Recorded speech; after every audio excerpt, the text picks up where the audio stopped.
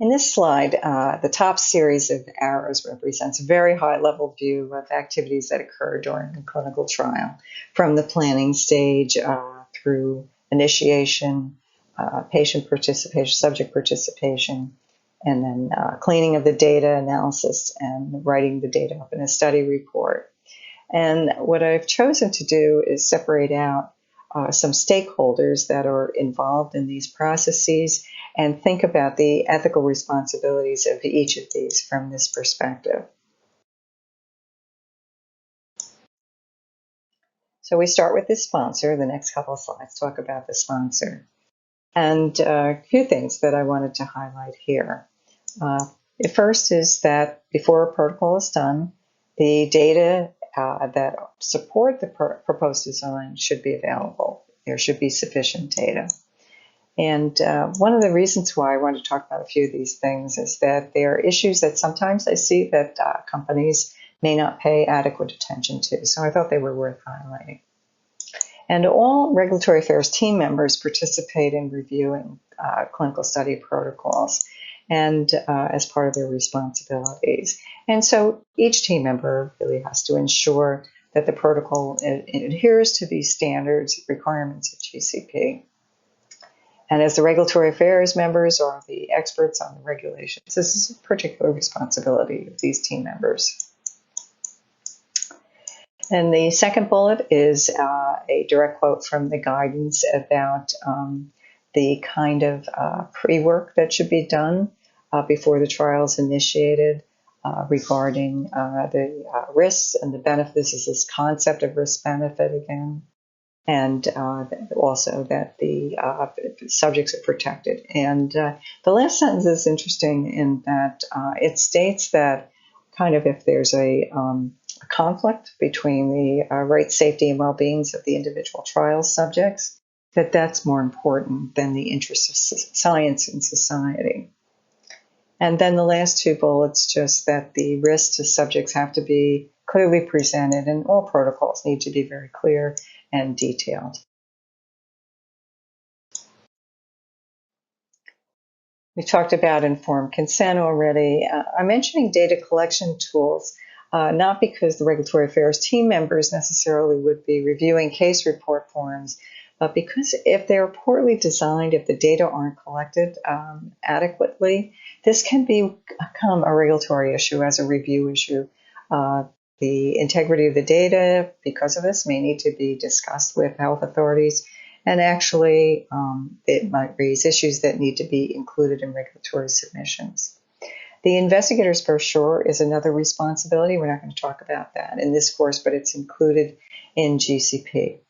The last bullet is about the preparation that the sponsor does prior to the trial, both in selecting, vetting, and training the vendors that are included in the trial. The sponsor may delegate certain responsibilities like data management or monitoring to a vendor and to the investigators. So meaning that these need to be carefully chosen and training needs to be adequate. That's a very important responsibility of sponsors. I'd like to talk a little bit about building quality into protocols. This is a topic that's come up recently, which is referred to as quality by design. So the concepts are included in the GCP guideline. And the other GCP guidance that I want to refer to is ICHE 8, General Considerations for Clinical Studies. And this has been recently revised and goes into some detail about what quality by design is. And the definition is here, focusing on critical to quality factors to ensure the protection of subjects and to generate reliable and meaningful results, and then the management of risk to those factors. This is how they define it. I think some important concepts here are that building quality should be proactive and not reactive. There has to be planning up front, and this is important to minimize the work that needs to be done at the end of a trial, which happens more frequently than should, actually. The planning of quality by design is fit for purpose because perfection is not attainable. And it has to be what is actually important. And that's the last bullet about what are critical factors. And they define it here as if their integrity were to be undermined, the reliability or ethics of decision making would be undermined.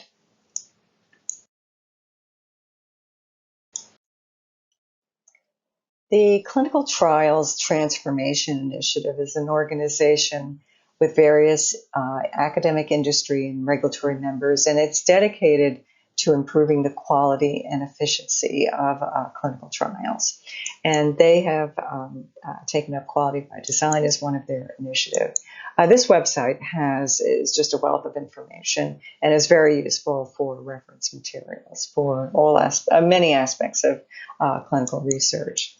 So they put out two documents. One is a principles document, and the other is more detailed. This slide comes from the principles document, and this is how they define it. Again, this concept, the absence that I highlighted, the absence of errors that matter, in preventing important errors.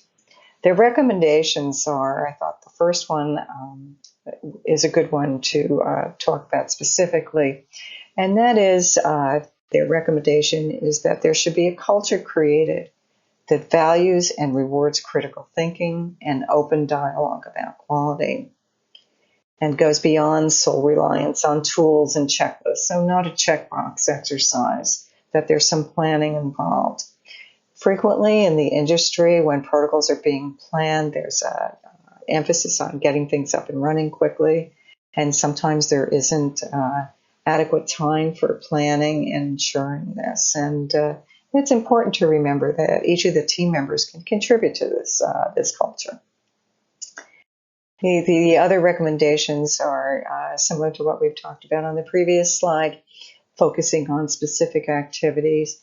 The third one is I think important, involving all of the stakeholders. So on a project team, if all of the stakeholders are engaged in ensuring that there's quality in the study, then they have an investment in that, and it'll become important to all of the team members.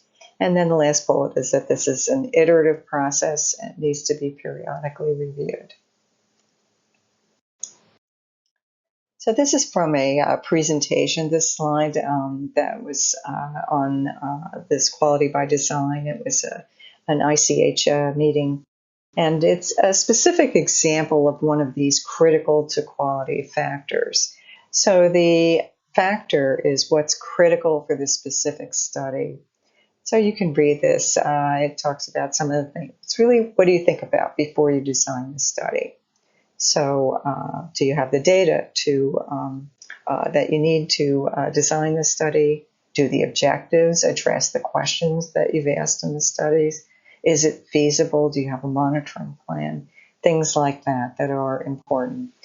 It's a good roadmap document that you can refer to when you're reviewing a protocol to see if all of these considerations have been incorporated into the protocol.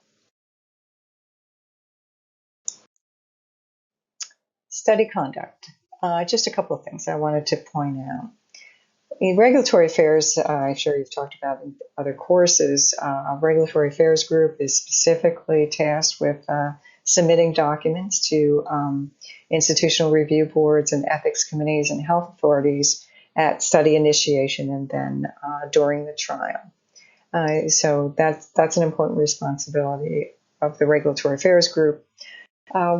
A few things about monitoring and ensuring oversight of trials.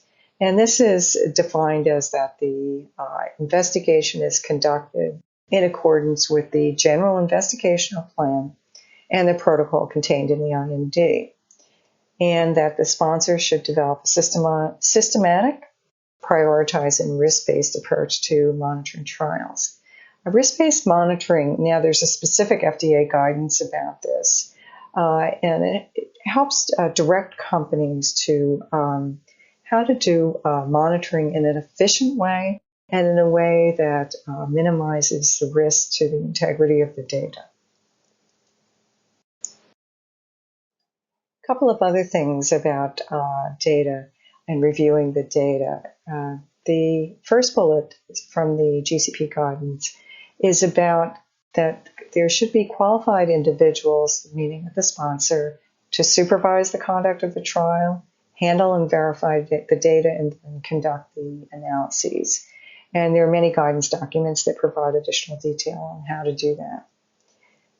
Safety monitoring and reporting to health authorities is also a critical responsibility of the sponsor, and there are multiple guidance documents that talk about this too.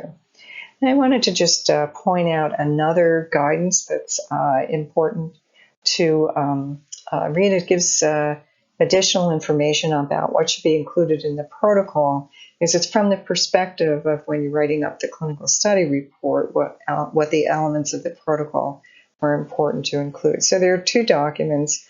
ICHE3 was drafted in 1995, so quite relevant, and there's a Q&A document supplement to it from 2012. What we want to do is, the perspective is that we want to write a clinical study report, write up all of the data that is of good quality to facilitate the health authority review. And if the clinical study report is of poor quality, sometimes because the protocol was not of sufficient quality, this can actually affect the approvability of products by health authorities. So it can be a regulatory issue as well.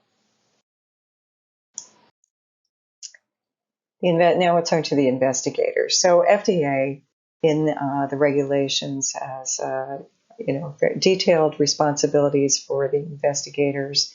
The investigators commit to satisfying these requirements by signing a form that outlines them. There's a guidance document from FDA that has specifics, and the GCP document lays out a lot of these responsibilities, not in the protocol template section, but in another section, and I should become familiar with these as well.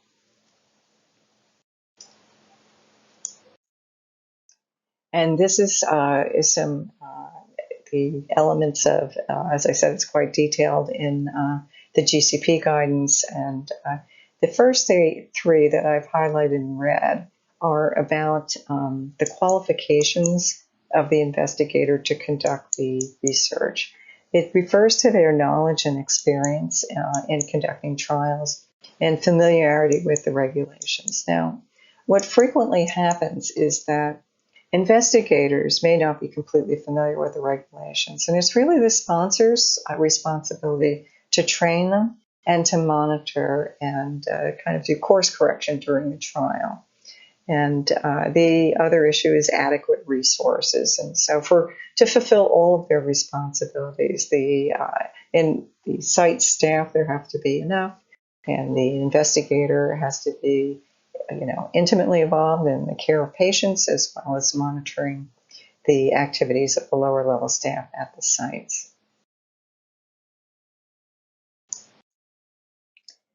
Now, one other stakeholder that I wanted to review here are institutional review boards and ethics committees. And these are outlined. These are some of the responsibilities that are in the GCP guidance document, and you can read this section to get a sense of what these responsibilities are and how the guidance document specifically says that they should perform their oversight responsibilities.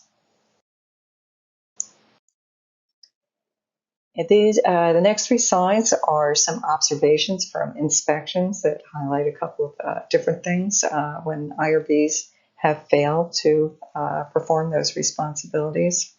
So this is from an inspection of Johns Hopkins, a very well-regarded academic institution. And what this one is about is the adequacy of the informed consent document. I'll just read the handwritten comment here, which says that the consent document emphasized the expensive nature of the test article provided to the subject at no cost. So the undue influence that they're referring to here is they're indicating to the trial subject that if they don't participate in the trial, not to pay for the medication. So this is considered undue influence. And it's up to the IRB to review the informed consent and ensure that it doesn't contain language such as what's on the slide.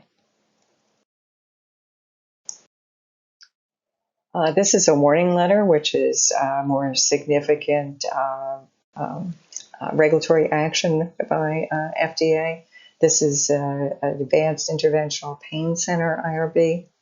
And this one is talking about the conflict of interest between IRB members and the investigational site staff. So if you look at the bullet, it says the IRB provided a DVD documenting subjects' interviews before and after treatment with the device.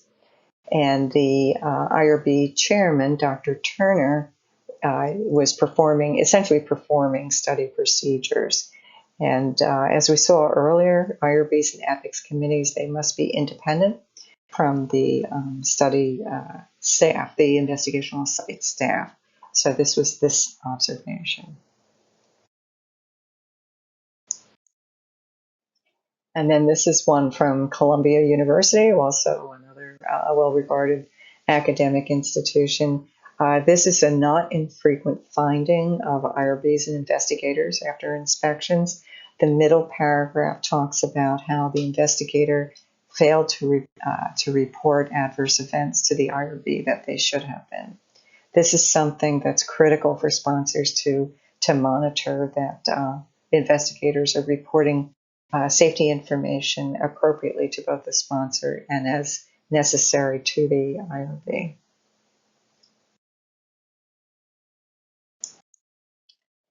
Then the last major stakeholder that I wanted to highlight in this session are data monitoring committees.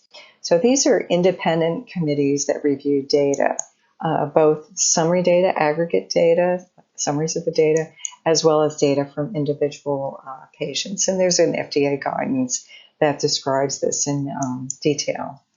So their responsibilities are to provide advice to the sponsor regarding continuing the study from the perspective of safety, and they also be reviewing efficacy data in the trial.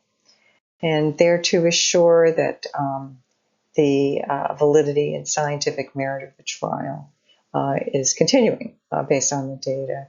They're independent, and so I wanted to just highlight that their responsibilities are really different from IRBs because they're looking at the data as opposed to overseeing the procedures, the procedures. And as I said, they can review both safety and efficacy data. So these are the major stakeholders with ethical and legal responsibilities that I wanted to highlight in this presentation. There are other organizations and committees that have responsibilities for other various aspects of the study.